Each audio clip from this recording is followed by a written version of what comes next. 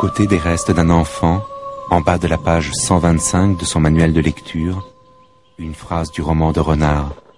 Maudits soient les yeux qui se ferment quand ils doivent rester ouverts.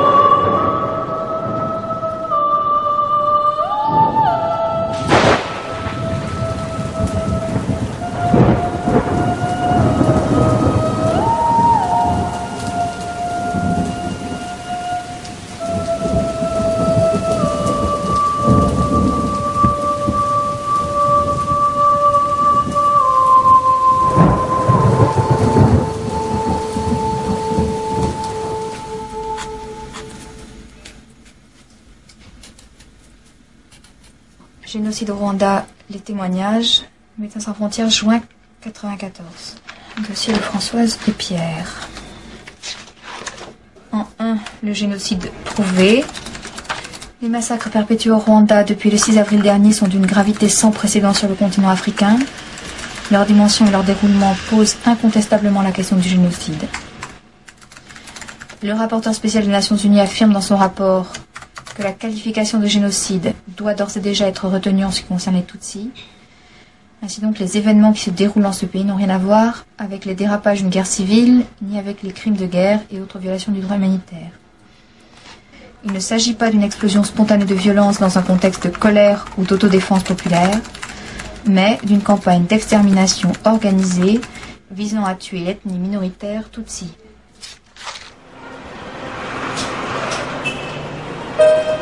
Génocide, un mot inventé après les camps de la mort nazie. Il qualifie l'extermination programmée de personnes dont la seule faute est d'être ce qu'ils sont. Les Tutsis du Rwanda devaient périr jusqu'au dernier. En dépit de la Convention de 1948 par laquelle les États s'engagent solennellement à prévenir et à réprimer ce crime, un génocide s'est déroulé en présence des soldats des Nations Unies, la MINUAR et de la presse. Entre avril et juillet 1994, sur les 8 millions d'habitants que comptait le Rwanda, plus d'1 demi-million de personnes y ont été exterminées sur le modèle de la solution finale. Notre histoire commence en août 1994.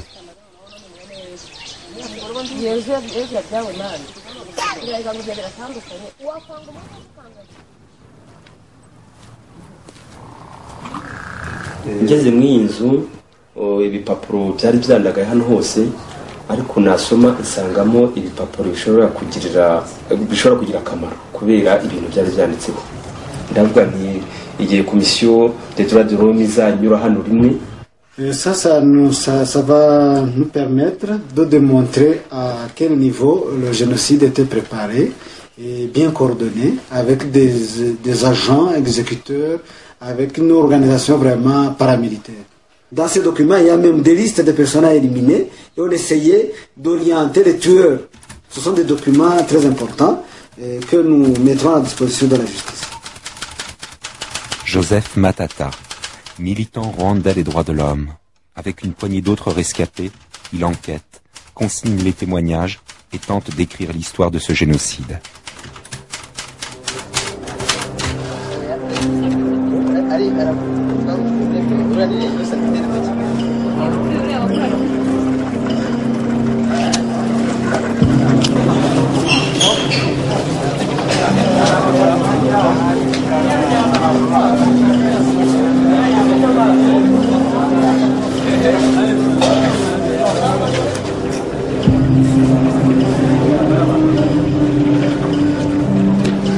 nabasobanuye ukuntu ibintu byaje kugenda ukuntu abantu bapfuye n'ukuntu nabibonye bapfa abo bantu wari uhari bapfa rwose narahageze nabibonye bishwe na mugore arinda Vitali na Kayenje na Mugenzi Rukara na Sesinirwa Makuru kandi nawe uri hano oya abo bose bahise bahunga bamaze kwica bahita bahunga twamubonye yica ari hano muhamagara buri toma kuba ngwino ariko nababwiye ngo uwo ntahamagaye ngenda hakwita urabizi urumva ni nawe mbashaka aha ngaha uwo ntahamagaye wese sobanura bagize uko byagenze nabo basobanura bagize uko byagenze impamvu wabishe icyo wabahoye rwose abantu bapfuye icyo wabiciye wabahoye interahamwe zirabica zidufata ku gahato ya mugenzi wawe bivuze tumva ntabwo tubwiye ko wamubonye yica wamubonye yica. François Xavier de Sanzouera. Il a perdu sa famille pendant le génocide. Comme la plupart des cas, il y a assez de preuves. Hein. Dans un mois, on peut avoir les premiers procès. Procureur de la République de Kigali, il a la charge d'instruire les procès.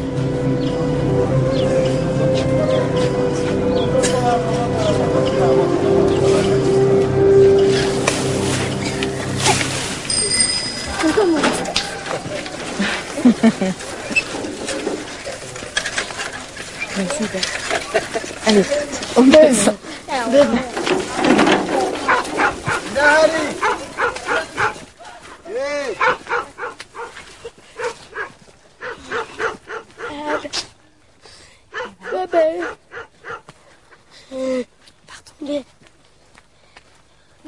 Dommage que tu puisses pas parler, toi.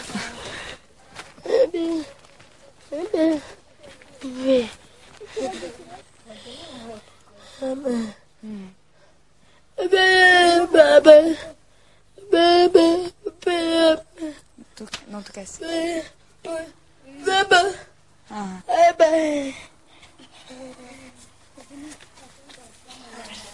Et qu'est-ce qu'il faisait?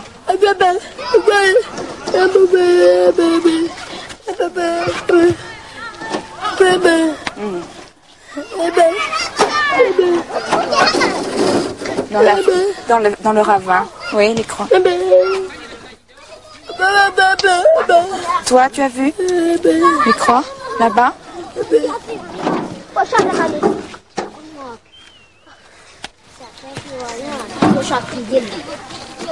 François Saulnier, juriste de Médecins sans frontières. Avec Joseph sur les collines, avec François Xavier au tribunal de Kigali, elle va suivre la promesse de justice sur la scène internationale.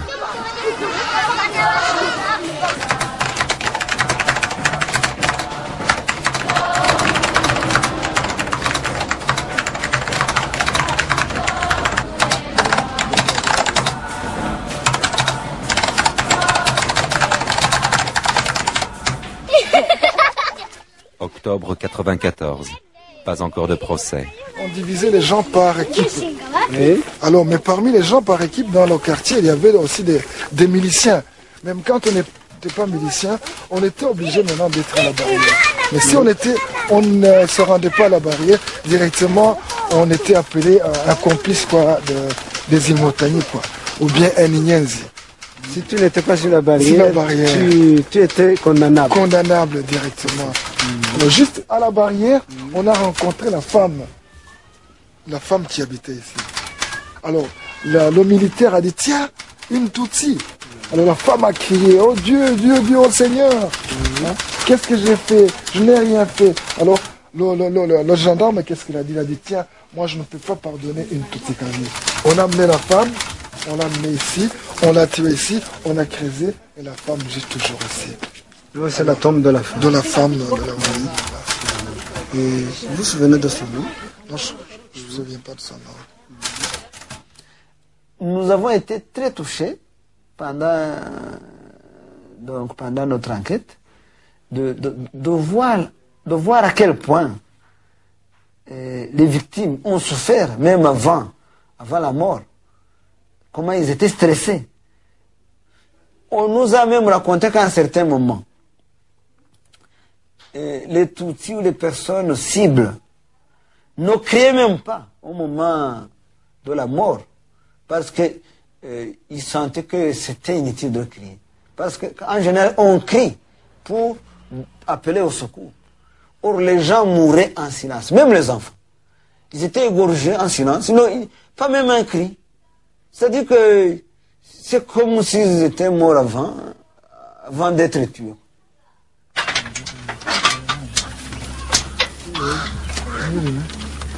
Il a traîné le corps comme ça. Il a traîné le corps jusque dans cette fosse.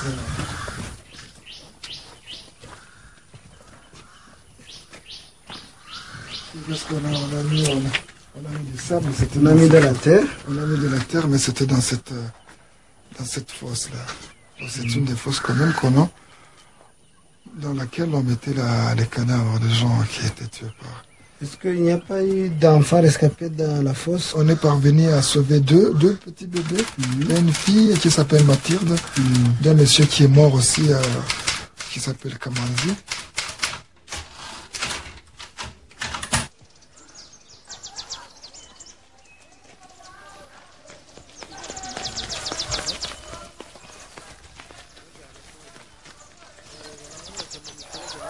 Tous les Tutsis de la région étaient obligés de venir ici. Donc il y avait des listes établies par commune de tous les Tutsis. Donc on les emmenait.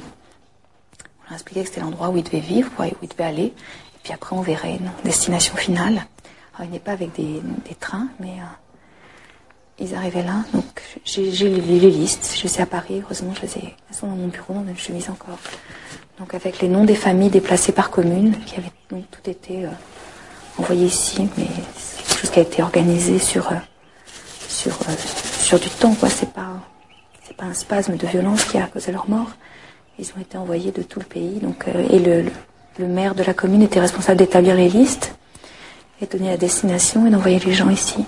Et donc c'était un camp de la honte, c'était un camp d'extermination où... Oh la vache, ben ça n'a pas été nettoyé. Enfin, ces traces de sang, les morceaux de peau, la vermine, le sang qui a coulé par terre.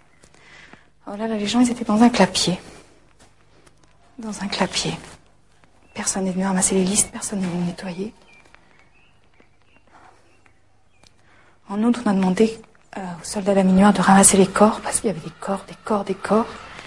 Et puis voilà, quoi.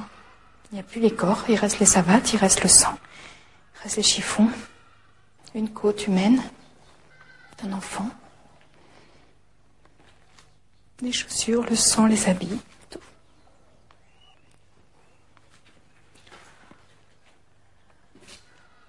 Tout. Pareil, les chiffons pleins de sang, on voit la vermine sur l'habit. C'est juste le corps qui était dans le coin, je me souviens encore, qui avait été coupé.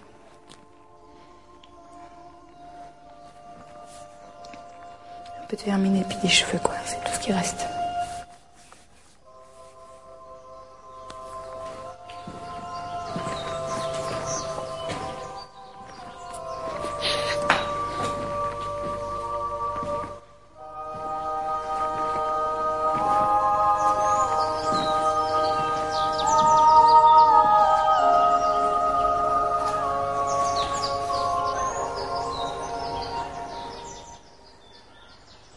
Janvier 95. Toujours pas de procès.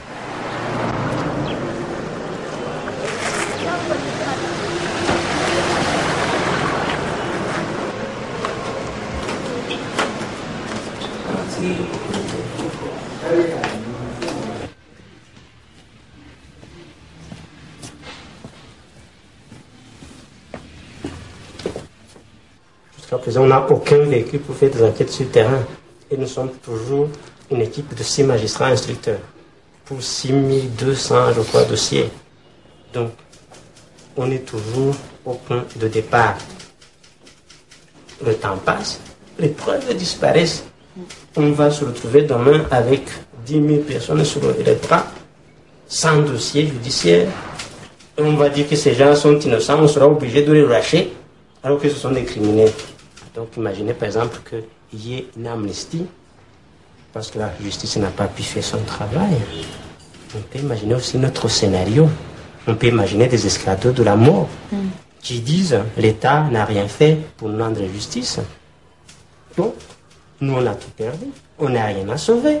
Nous allons nous rendre justice à nous-mêmes. C'est un risque. Et la seule façon d'éviter ce risque, c'est vraiment d'appuyer la justice et de faire des procès équitables. Mais la justice n'a rien jusqu'à présent. Et tous les discours, la justice, la justice. Pour oublier, on en parle beaucoup. Et pour ne rien faire, on dit qu'on fait. Parce que depuis le mois d'août, je veux dire, c'est la priorité des priorités. Combien de journalistes sont venus, ont tout montré, et combien de fois aussi la communauté internationale a dit, bon bah, on va envoyer, on va faire, tout ça va être fait. Mais il n'y a pas que le gouvernement rwandais qui a peur de ce trou noir, j'ai l'impression. On retourne toujours là, au point de départ. Les pauvres victimes, ils vont rester avec leurs souvenirs. Et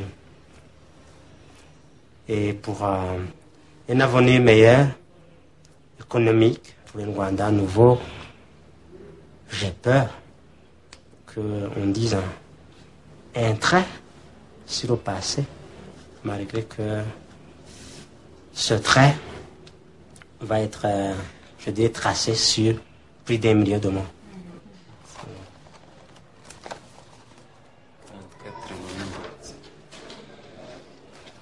Donc, on pourrait avoir 150 dossiers qui sont prêts à être jugés. Qu'est-ce qui bloque, à votre avis? Je ne sais pas. Je ne sais pas vous le dire, là. Je ne sais pas. En tout cas, il y a un siège pour juger les affaires familiales. Ça fait 3 juges. Oui. Ce même siège pourrait juger les auteurs du génocide. Tous les dossiers sont prêts. Alors, moi, on m'a dit d'attendre. Je ne sais pas ce que j'attends. Mais j'attends. Mais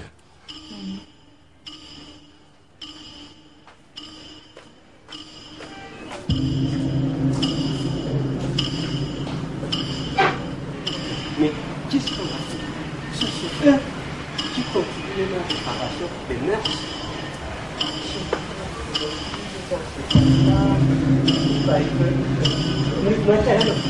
Non, vous savez.